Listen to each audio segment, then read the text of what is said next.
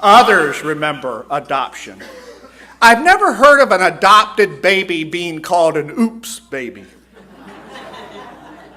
Some of us are an oops baby. I was one of those. My father was, I think, 46 when I was born.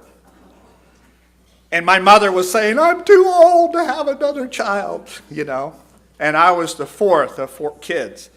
And it was when my parents, my oldest sister is 10 years older than me.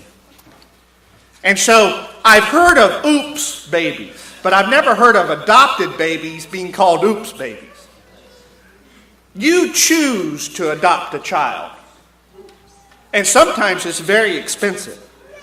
All right?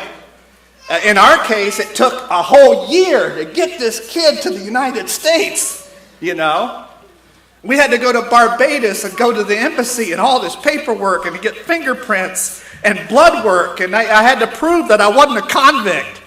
And on, And Julie had to prove that she wasn't a convict, in order to adopt this child. It was a choice. Jason was 10 weeks old when we adopted him. He didn't say, pick me. We picked him. It's interesting that children of God are called adopted children. What is Paul communicating? We don't deserve it. We don't earn it. God chooses it. It's not based upon what is owed to you. Someone picks you. You are adopted into God's family. And so, here's a point from that. Here's an implication. The Heavenly Father lovingly chose you. That you are a chosen person.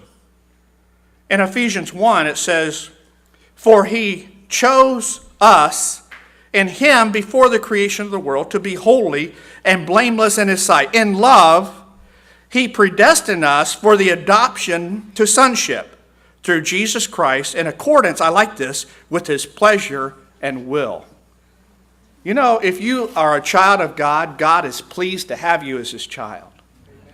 That should make you feel good today. That if you belong to Jesus Christ, and you've accepted Christ, God is pleased with calling you his son or his daughter. So you and I need to live like it. That God is pleased to have me a part of his family. Another thing, it implies that the Father legally claims us. That legally,